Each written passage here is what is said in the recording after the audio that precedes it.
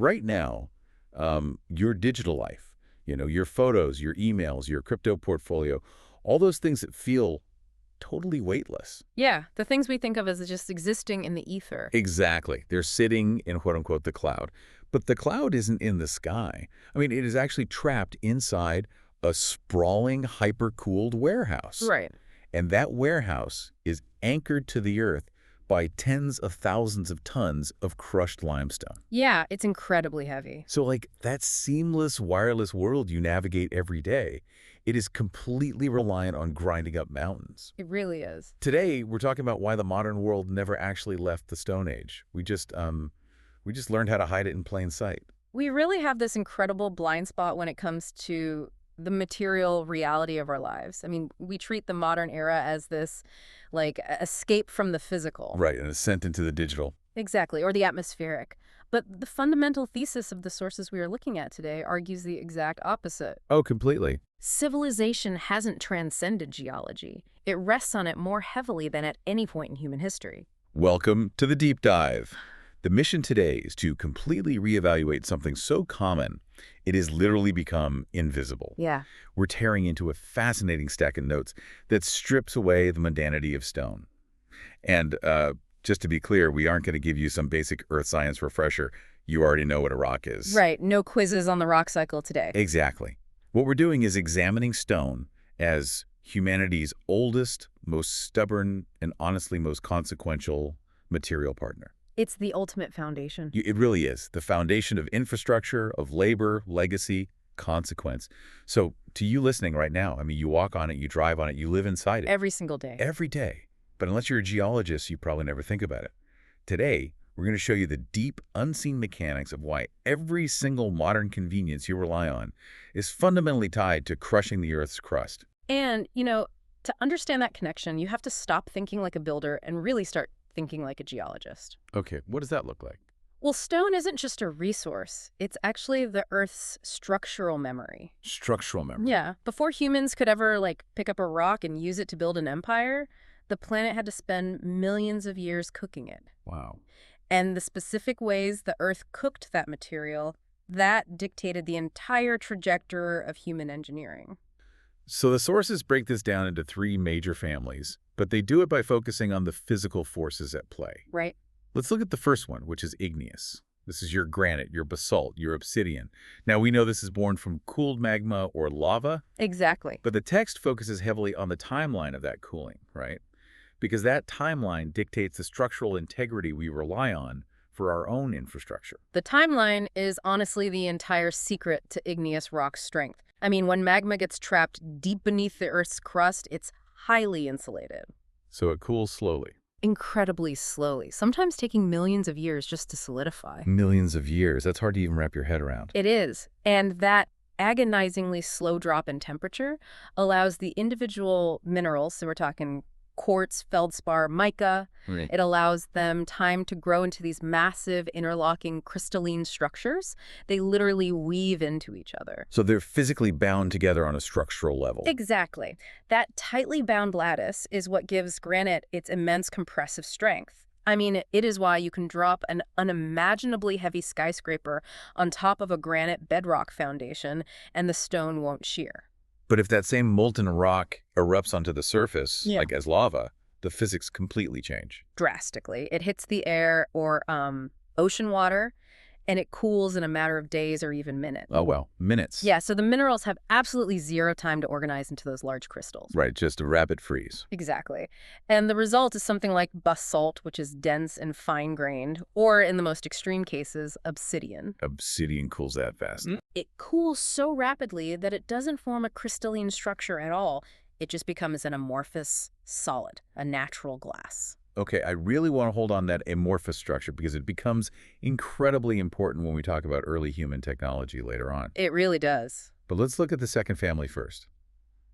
Sedimentary stone. So this is your limestone, your sandstone, your shale. Right. The notes frame this not just as like compressed dirt, but as an ancient frozen ecosystem. which is such a cool way to think about it. It's the ultimate ledger. Igneous rock tells you about the Earth's internal thermal engine, but sedimentary rock tells you what was actually happening on the surface. Oh, interesting. When you look at a block of limestone, you are not just looking at a rock, you are looking at a chemical and biological receipt. A receipt of what exactly? Well, it's formed when mountains weather away, sure, but Right. also when trillions of microscopic marine organisms extract calcium carbonate from seawater to build their shells. Little sea creatures. Exactly, and when they die, they rain down on the ocean floor for literally millions of years. Just piling up. Yeah, and the weight of the water and the accumulating layers above them, it just squeezes the water out, chemically cementing those shells together. So if we think about this like a computer, sedimentary rock is basically the Earth's hard drive. I love that analogy. Yeah, it literally keeps all the receipts. It stores the data of past environments, the chemical composition of ancient oceans, and like the actual fossils of extinct biology. It is a highly functional way to look at it. And following that logic, the third family, metamorphic stone, your marble, slate, and quartzite, that would essentially be the zipped file. Right, the zip file. But what really fascinates me is the mechanism of that compression. Right. Because, a zip file algorithmically strips out redundant data to make a file smaller and denser. The Earth does the exact same thing to stone using tectonic plates. The physical forces are almost incomprehensible. I mean, when tectonic plates collide, they drag massive slabs of sedimentary or igneous rock deep into the crust. Down into the heat. Yeah, but here's the crazy part. The heat from the mantle and the unimaginable pressure from millions of tons of rock above them, it doesn't melt the stone. Wait, it doesn't melt? No, if it melted, it would reset into igneous rock. Oh, of course. Instead, the pressure forces the actual mineral lattice to chemically reorganize while remaining totally solid. The atoms literally migrate and pack themselves into a tighter, denser, more rigid grid. So the blank space is just squeezed out. Precisely. That limestone we just talked about, all those microscopic shells and calcium carbonate, Yeah. under extreme tectonic pressure, those original structures are destroyed, the impurities are pushed into these beautiful veins, and the calcium carbonate recrystallizes into a massive interlocking structure. And that becomes marble. It becomes marble. It is a completely different format, optimized for absolute density. And the timescales involved in these processes are just staggering. I mean, I want you, the listener, to just internalize this for a second. It's hard to fathom. It is.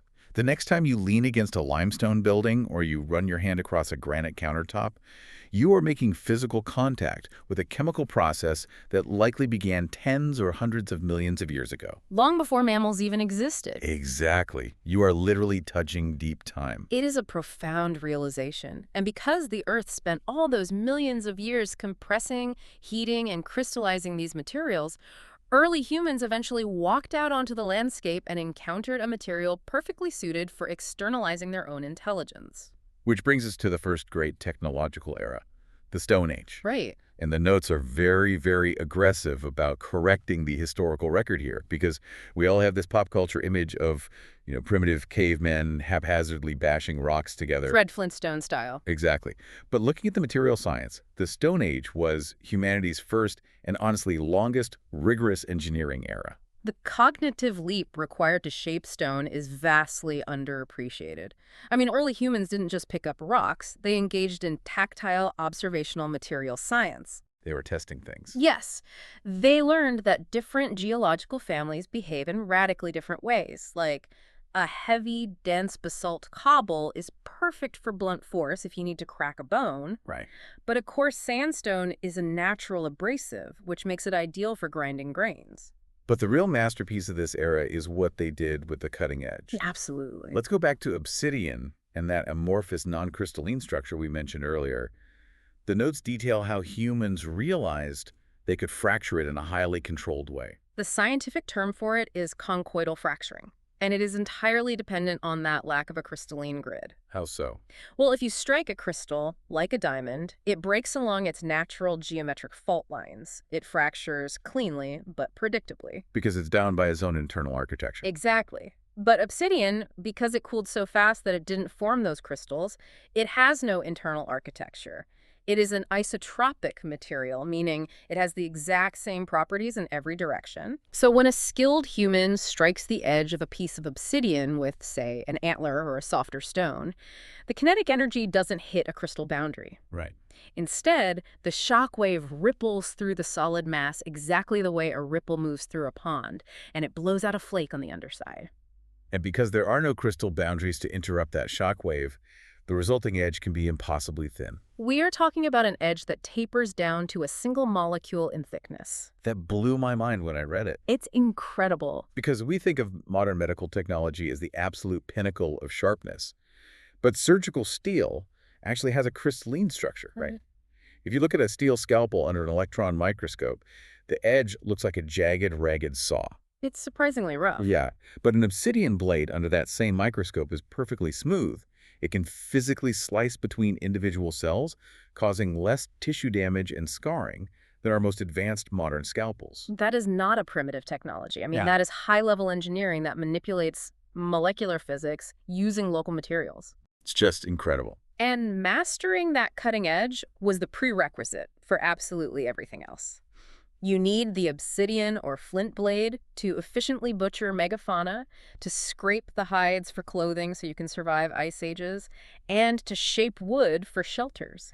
But eventually, the relationship between humans and stone shifted fundamentally. It did. Humans didn't just use stone as an interactive tool to manipulate other things anymore. They stopped moving. They started settling down, and they realized that if they wanted to stay in one place, they needed a material that argued with the elements.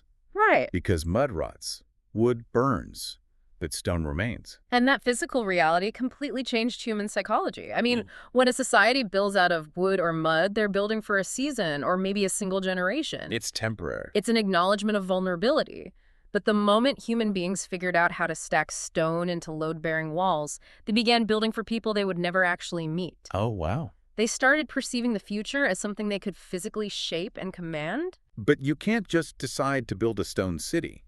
I mean, the sheer mass of the material dictates the political structure of the people using it. Absolutely. If you want to command stone at scale, if you want to build a pyramid or like the Inca terraces at Machu Picchu, you can't just have a few people with hammers. No, the material itself enforces centralization. To extract, transport, and assemble thousands of tons of stone, you must have immense, organized hierarchies. Right. You need a system. You need a massive agricultural surplus to feed a permanent class of laborers and engineers who are no longer farming. You need precise surveying. You need mathematics. In a very real sense, the demands of the material birthed the administrative state. Okay, I have to push back on a narrative we're all taught in history class. Let's hear it. Because we always learn about the progression of human eras, right? The Yeah. Stone Age, then the Bronze Age, then the Iron Age. It's always framed as a story of replacement. Yeah. Like, we supposedly discarded stone the minute we figured out how to smelt metal. But reading through these notes, it becomes obvious that stone didn't get replaced at all. Not even a little bit. It got a promotion. It went from being the knife in your hand to being the castle wall protecting you, or the aqueduct watering your crops. Is that fair to say? That is a crucial correction. Metallurgy never replaced stone. Stone actually enabled metallurgy. Right. You needed stone tools to mine the first copper ores, and you needed stone furnaces to contain the heat required to smelt iron. But more importantly, as you pointed out, stone became the skeleton of empire. It became infrastructure. Exactly. Look at the Roman Empire. Their reach across the Mediterranean and into northern Europe wasn't just held together by the legions, it was held together by an unprecedented mastery of geology. The roads. The roads, absolutely, but fundamentally it was their mastery of Roman concrete, opus caementicium. And this isn't just mixing rocks and water. The Romans developed a highly specific chemical engineering process. They took a specific type of volcanic ash called pozzolana, found near Naples, and mixed it with quicklime and seawater. And the chemical reaction there is what makes it so legendary, right? Mm-hmm. Because we have modern concrete structures that start crumbling after 50 years, but the Pantheon's dome is still perfectly intact 2,000 years later. The secret is entirely in the chemistry of that volcanic ash. When pozzolana mixes with lime and seawater, it triggers a reaction that forms rare aluminosilicate minerals, specifically one called tubermarite. Okay, tubermarite. Yes, and this crystalline structure actually continues to grow and strengthen over time. Wait, really? Yes, when microscopic cracks form in Roman concrete, seawater seeps in, reacts with the dormant minerals, and literally grows new crystals to seal the crack. It is self-healing rock. They engineered a stone that repairs itself. That is wild. And that structural permanence stabilizes the entire political system. Entirely. I mean, a state that can build self-healing harbors Huh? and an 80,000-mile network of paved stone roads, they can move armies faster than any enemy. They can move taxes efficiently. They can enforce laws uniformly. And the sources make a really heavy philosophical point here. What's that? Stone stabilizes a system, but it does not care about the morality of that system. It just enforces whatever values the builder holds. Oh, that's dark. Right? A stone courthouse promises justice and permanence to the citizen, but a stone prison enforces permanent isolation on the captive.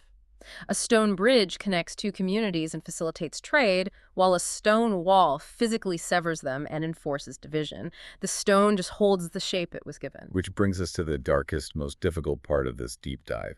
Because, we're talking about empires and architecture and the incredible beauty of these massive structures. But the sources highlight a brutal paradox. We look at these monuments as the pinnacle of human achievement. But the kinetic energy required to move millions of tons of rock before the invention of the diesel engine, that energy had to come from somewhere. And it came from human bodies. Right. It's the human cost of permanence. It is a profound moral fact that we routinely just ignore. The beauty and durability of historical civilization were bought and paid for with unimaginable physical suffering. Because ancient extraction of stone was just horrific work. Truly horrific. Before explosives, you had to use fire setting. How does that work mechanistically? It exploits thermal shock.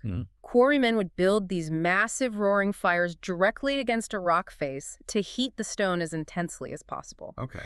Then they would immediately douse the superheated rock with cold water or vinegar. Oh, wow. The rapid contraction causes the crystalline structure to violently fracture and spall. Meaning they were standing in suffocating smoke, working with boiling water, while the rock face literally exploded in shards around them. Exactly. Or they were driving wooden wedges into natural fissures, soaking the wood with water so it swelled, relying on the hydraulic pressure of the expanding wood to literally split the bedrock. Just brutal force. And once it was split, it was sheer brute muscular force.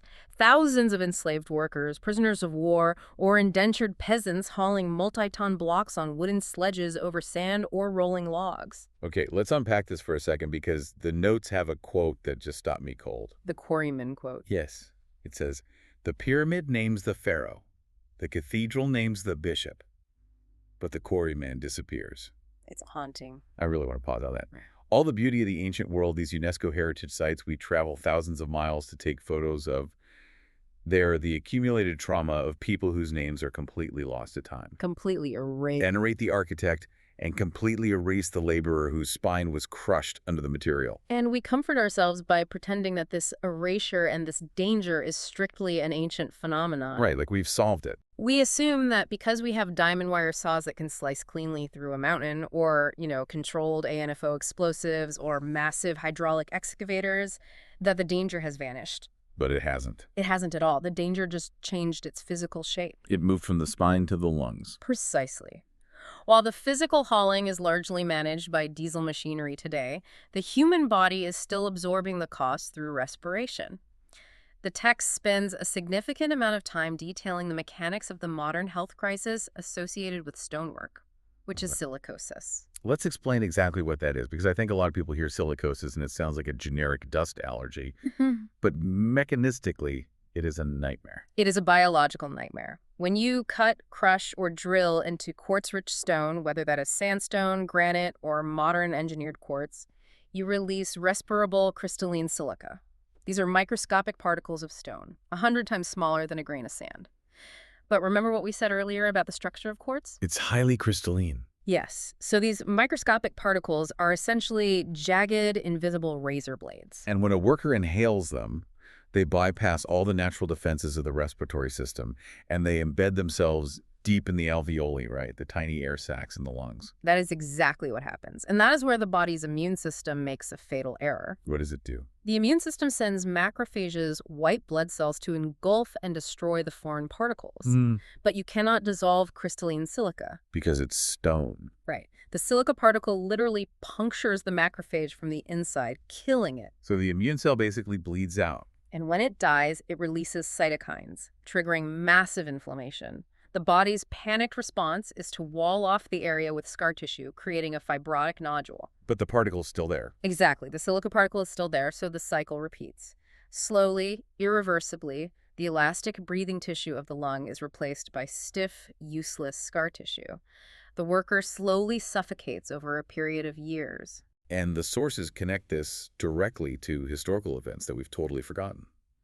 I'm looking at the notes on the Hawks Nest Tunnel disaster in West Virginia in the 1930s. A terrible tragedy. A corporation decided to drill a hydroelectric tunnel straight through a mountain of pure silica rock. And they refused to provide the workers, who were predominantly black migrants, by the way, with masks or wet drilling equipment to keep the dust down. Because it would slow down production. Right, to save time. It is considered one of the worst industrial disasters in American history. Hundreds of men died within months from acute silicosis. The lungs filled with silica so rapidly that they essentially suffocated on dry land. But the terrifying part of the source material is that this isn't just a 1930s problem. The exact same mechanism is destroying lives right now in the engineered stone fabrication industry. The modern parallel is really stark. We have seen a massive boom in artificial quartz countertops for luxury kitchens. Right, everyone wants those spotless white islands. Exactly. But this engineered stone is often over 90% crushed quartz held together with resin. It is incredibly dangerous to cut. The notes reference recent public health alerts out of California documenting hundreds of severe silicosis cases, many in young men in their 20s and 30s just since 2019, specifically among workers cutting these slabs. See, this is where the history hits your everyday life. When you walk into a luxury hotel and you see a pristine, polished marble lobby, or when you're standing in a showroom picking out a quartz island for your new kitchen, you think of wealth. Yeah. You think of cleanliness, status, architectural beauty. You do not think about the microscopic blade shredding the lungs of the fabricator who dry cut that slab in some poorly ventilated shop. Or the scarred hillside that was blasted to source it. Right. Luxury stone intentionally hides its own origins behind a polished aesthetic. It is specifically designed to look effortless, obscuring the sheer violence required to shape it. And it creates a very bizarre cultural dynamic for the people who actually do the work. Yeah. The text spends time dissecting the psychology of the quarry town or the mining community, and it's a massive paradox. It is a community identity tied entirely to the danger of the local geology. I mean, in these company towns, the local mountain provides the entire economic baseline. Everything revolves around it. Everything. The quarry builds the high school stadium, it employs the parents, it paves the roads. As a result, the culture becomes deeply proud, fiercely practical, but highly fatalistic. There's an acceptance of the violence? A total normalization of it. There is often an unspoken anxiety about the dust, about the blasting accidents, but also a deep resentment toward outside regulators or health inspectors. Because they threaten the livelihood. Because in a town that depends on extracting stone, the danger is inextricably linked to the paycheck and the pride of survival. Wow. The source text concludes the section with a very profound maxim. It says, a mature civilization must learn to read stone twice. Read it twice. Yes. You read it once for the beauty, and you read it once for the labor. Read it once for beauty, once for labor. That reframes everything. But it begs a massive overarching question. Which is? If the labor is this brutal, if the respiratory risks are this catastrophic, and the material itself is so impossibly heavy and unyielding, why do we keep doing it? It's a fair question. I mean, we have synthetic materials, we have steel, we have timber, but why do humans possess this obsessive psychological need to drag rocks out of the ground to build our most important structures? That leads us directly into the psychology and symbolism of weight. We don't just use stone because it is practically durable. We use it because it solves an existential psychological problem for us. How so? The source material frames this brilliantly. It says stone is humanity's way of arguing with impermanence. Right. Because human beings are brief. We're fragile, we get sick, we die, and our memories fail. Stone is the exact opposite of the human condition. Precisely. We decay. Stone remains. We are subject to the chaos of time. Stone resists time. Across almost every culture on Earth, stone became the ultimate symbol of permanence, of absolute truth, and of the sacred. It's deeply ingrained. The psychological weight of the material dictates how we use it to communicate. It's embedded in the very idioms of our language. Oh, absolutely. When we want to say a rule cannot be broken, we say it is written in stone. Mm-hmm. We talk about the cornerstone of a philosophy. If someone is unfeeling, they have a heart of stone. Right. We use the geological properties of rock to define the conceptual properties of reality. And you see this externalized physically in architecture. We touched on how it stabilizes a political system earlier, but look at the psychological messaging of public buildings. Okay, like banks. Exactly. Why do banks, Supreme Courts, and national capitals historically rely on heavy stone facades, massive marble columns, and granite steps? It's not just structural. It's a psychological defense mechanism against public panic. Exactly. It communicates legitimacy and authority. I mean, a wooden bank feels precarious. It feels like a stray spark could burn it down and take your life savings with it. Right. It feels flimsy. But a bank built of heavily rusticated granite projects a visual message. We are immovable. We have survived the past and we will survive the future. It psychologically reassures the citizen against the chaos of economic collapse. It is an anchor. In a world where empires rise and fall, where pandemics sweep through, where economies crash, a massive stone monument is humanity externalizing its own ego into the landscape. That's a great way to put it. It is us standing up and shouting into the void, we were here and we matter. And this negotiation with resistance is why stone sculpture remains one of the most mesmerizing art forms in human history. Because it's so hard to do. Yes. The text points out the specific emotional tension created by classical marble sculpture. Think of Michelangelo's David or Bernini's Apollo and Daphne. The tension is in the contradiction, right? Because we know intellectually that marble is a metamorphic rock forged under millions of tons of tectonic pressure. It is incredibly hard. And it does not forgive mistakes. When a sculptor strikes it with a chisel, they are removing what can never be replaced. Yeah, you can't glue it back on. It is a reductive art form. So when an artist takes that hyper-rigid mineral lattice and carves it to look like the delicate folds of a silk veil or the soft, yielding flesh of a thigh being pressed by a hand, it creates a cognitive dissonance in the viewer. It is dead, violent matter made to look like breathing, vulnerable life. Exactly. The beauty is entirely dependent on the difficulty of the medium. Like, if you molded that exact same shape out of clay, it wouldn't have the same emotional impact because clay is submissive. Stone fights back. The artist is literally negotiating with geological time. But this brings up the great irony of stone and a paradox that the notes highlight beautifully. What's the paradox? We use stone to represent absolute permanence, but stone actually teaches us the exact opposite. Because even mountains erode. Exactly. We build these monuments thinking they will last forever. But marble cracks. Limestone dissolves under acid rain. Granite exfoliates and crumbles into sand. It all breaks down eventually. The real lesson of geology isn't that nothing changes. The lesson is that everything changes at different speeds. Stone just changes on a timeline that makes human lives look like a camera flash. Everything changes at different speeds. Yeah. I love that. And that is actually the perfect pivot to how our relationship with stone is changing right now. Oh, absolutely. Because up until this point, we've been talking about the visible legacy of stone.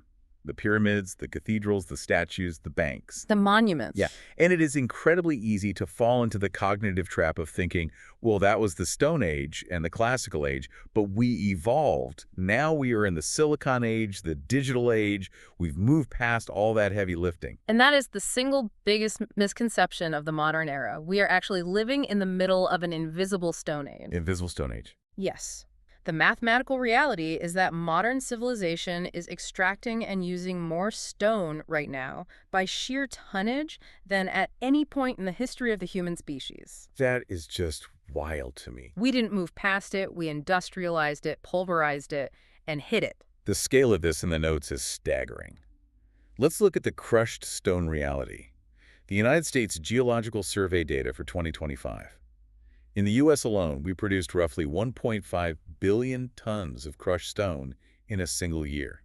Coming from over 3,500 active quarries valued at nearly $30 billion, it is the highest volume mined material on the planet. Let's contextualize that number because 1.5 billion tons means absolutely nothing to the human brain. It's just a number. Right. Yeah. That breaks down to roughly 10,000 pounds of freshly crushed rock required for every single citizen in the United States every single year. 10,000 pounds. You require 5 tons of new rock annually just to maintain your daily lifestyle. And the reason you don't see it is because it's aggregate. It is the literal foundation of the built environment. I mean, that crushed stone is the aggregate mixed into asphalt to pave the roads.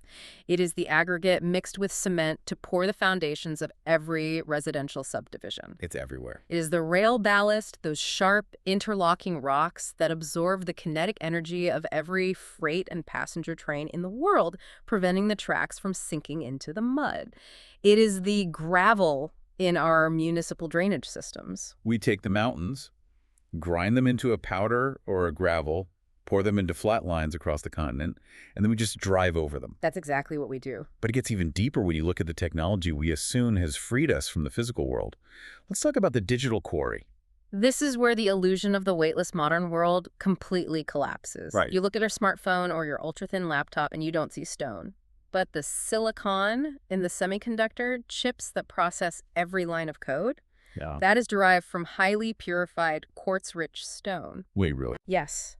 They take silicon dioxide, strip away the oxygen through intense chemical heating, and grow pure silicon ingots to slice into wafers. Oh, wow.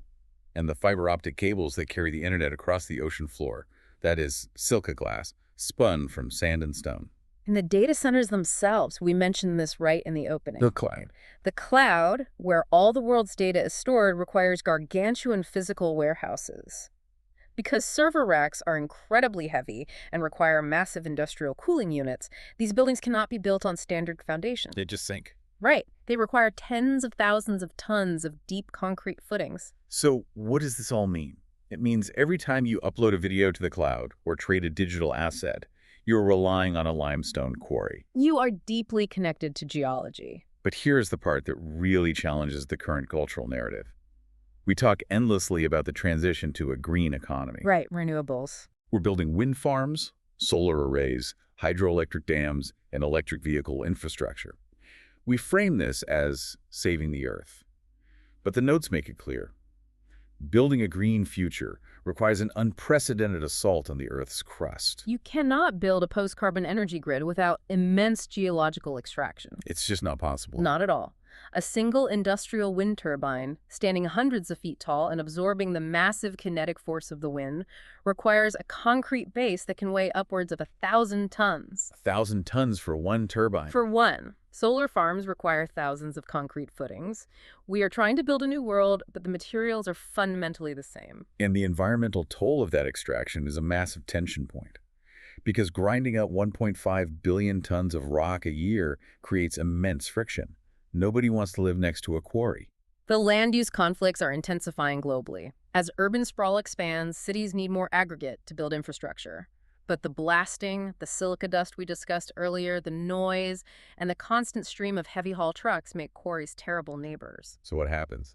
So zoning boards push the quarries further out into rural areas. But rock is heavy. Exactly. So if the quarry is 50 miles further away, those diesel trucks have to burn more fossil fuel to transport the aggregate back to the city, which drives up the cost of housing and massively increases emissions. It is a logistical trap. And that leads directly to the most critical climate issue associated with modern stone, the calcination process of cement. Let's break that down. We said earlier that concrete is aggregate mixed with cement, which acts as the glue. Right. To make that glue, specifically Portland cement, you have to mine limestone and bake it in massive rotary kilns. And it's not just the fossil fuels burned to heat the kiln that are the problem, right? The notes focus on the chemical reaction itself. This is the crux of the issue. The calcination process is chemically unavoidable if you want cement. Okay.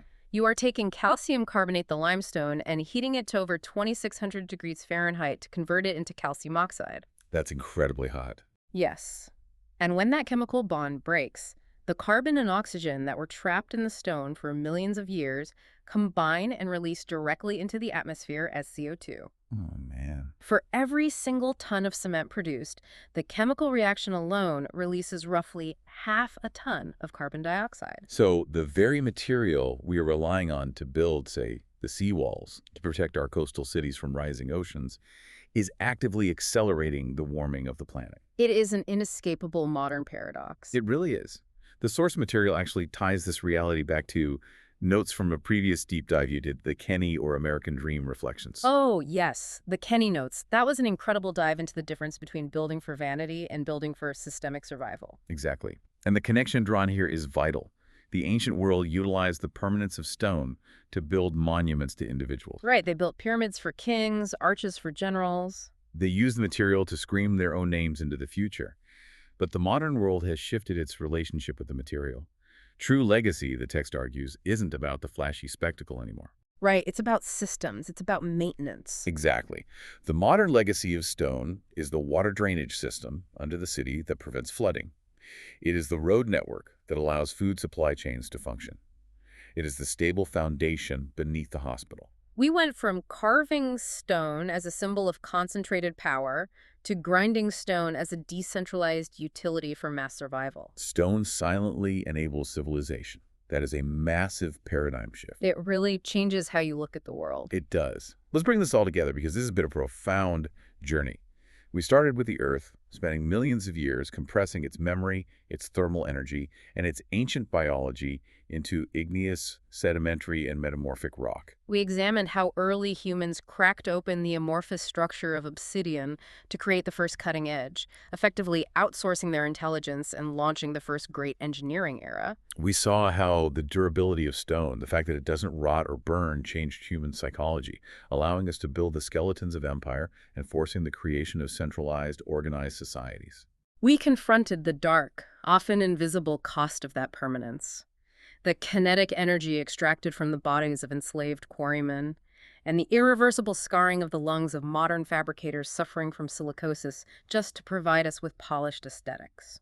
We explored the deep psychological anchor that stone provides in a chaotic world, how it symbolizes truth, authority, and our desperate negotiation with time and our own mortality. And finally, we uncovered the invisible Stone Age we inhabit right now, where billions of tons of crushed rock form the literal unglamorous foundation of our digital networks, our energy grids, and our modern cities. The source material leaves us with a brilliant overarching synthesis. What is it? Stone is an amplifier. It is not inherently good or bad. It is reinforcement. It takes whatever values a society has and makes them heavier, harder, and longer lasting. That makes perfect sense. Right. A just society builds infrastructure that sustains life, and the stone makes that justice durable. An unjust society builds systems of exploitation, and the stone makes that cruelty durable. It holds the shape of the civilization that cuts it, which raises the ultimate question for anyone listening to this deep dive today. Okay, what's the question? The question isn't whether humanity can continue to build. We have the engineering capability to slice through mountains and rearrange the crust of the earth. We've proven that. The question stone forces us to ask is much harder. What deserves to last? Wow. What deserves to last? That is the exact right question to anchor this entire conversation. I agree. But before we sign off, I want to leave you, the listener, with one final, slightly mind-bending thought to mull over. Something to just chew on the next time you're stuck in traffic on an endless stretch of asphalt highway. I love these. Where are we going? Think about the distant, distant future. We are talking millions of years from now on a geological timescale, long after human civilization as we know it has ended. Okay, deep time. Think about all those billions of tons of concrete, asphalt, crushed stone, and steel rebar we've laid down over the surface of the planet. The highways, the foundations, the subterranean tunnels. Over geological time, all of that human infrastructure is going to be buried. Subducted. Exactly. Tectonic forces are going to drag our cities down into the crust. All of that concrete and glass is going to be subducted, heated, and compressed. We are going to become a geological layer. Exactly. We are going to form a brand new, incredibly strange layer of sedimentary rock filled with the chemical signatures of plastics, rare earth metals from our smartphones, and the crushed lattice of our concrete. That is wild. And millions of years from now, when whatever intelligence comes next evolves, and they start quarrying the earth to build their own empires. When they crack open that stone. Right, when they crack open that stone, what are they going to think of the fossilized civilization they find trapped inside the rock? They will be reading our structural memory just like we read the limestone. Remember, usually when we look for signs of human progress, we look up at the sky. But the truth, the real receipts of who we were and what we built, is always trapped under our feet. Thanks for taking the deep dive with us.